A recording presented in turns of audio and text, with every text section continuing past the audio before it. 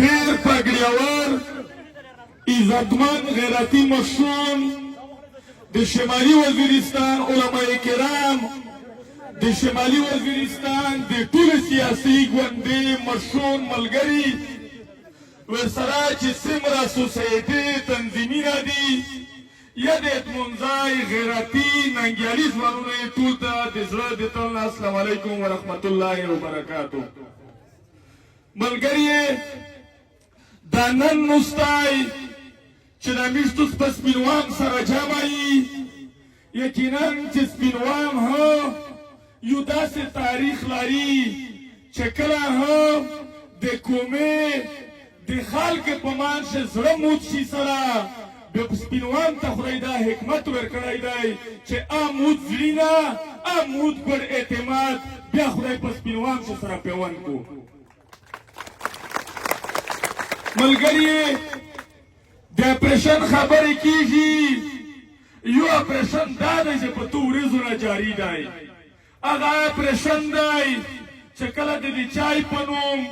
کله د ماړې په نوم کله په بل نوم ستړیاوي وایي ترهي یو دغه دی یو اپریشن دی چې د سپینوام زه یو دوه واقعیات بیانوم. په دا سپینوام چې په 2014 کې لوندې کې تیل ګاډ ته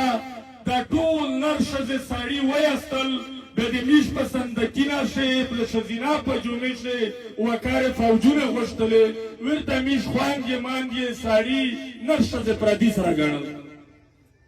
دا اپریشن آلات بیا د منور راوندي په د سپینوام کې جواته علاقه د نوم نه پکې د کوم د کلی زه ډاکټر حیات زکیم و د نر ملګري چې لوړه لیکله یوه کلي ته ته څوک وسپرې به راغلی نه و ورته کلي سره چې میش خبرې کړې داسې پردي کتلي خو چې کله میش خبرې ورته وکړې چې میش خو د پي ټي ایم ولي نو چې خبره وکړې یو وړیکی ژړکی روچک شه 12 کاله عمر وي یخ زه ډاکټر حیات زکیم ګوشي کړي چې زه یوه کیسه که ګوشې د تو سره که ورته چې ویې که ویل چې پوس کیلا وه په لوندې چیک پوس وه په دمان چې فوجون ته بام ورخلوص وه ورته کلی و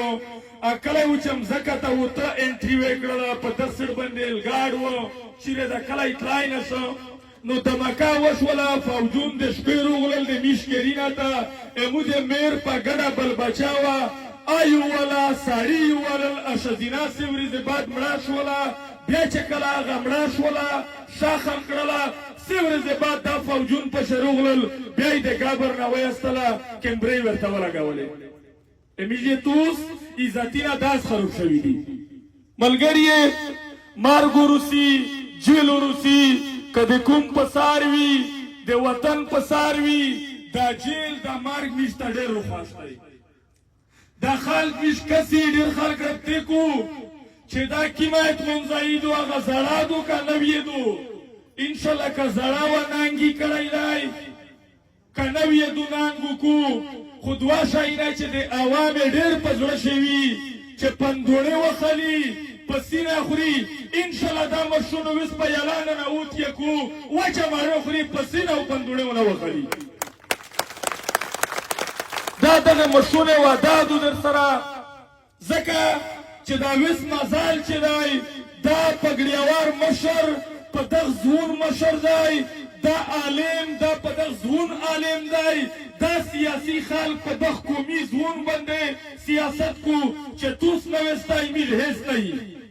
بیا چې مشرون نه وي بیا میشتوس د دوی په مخ هیڅ نه وي. میشتوس چې د په منځ کې چا تفریق روستلی دی چا سره ټوکړې کړي که خپل دی که پردی دی چې په میدونه جواب نشي ویلی په سټ پروپیګنډه کو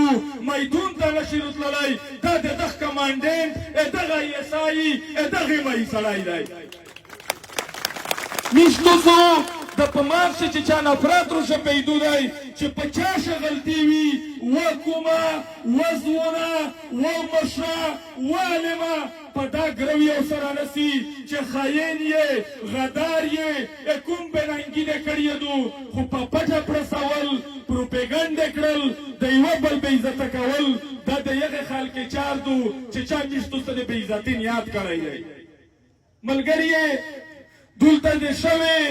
د سپینوام کو بلخیل یا دلته توریخیل ټیټی مداخیل اسنخیل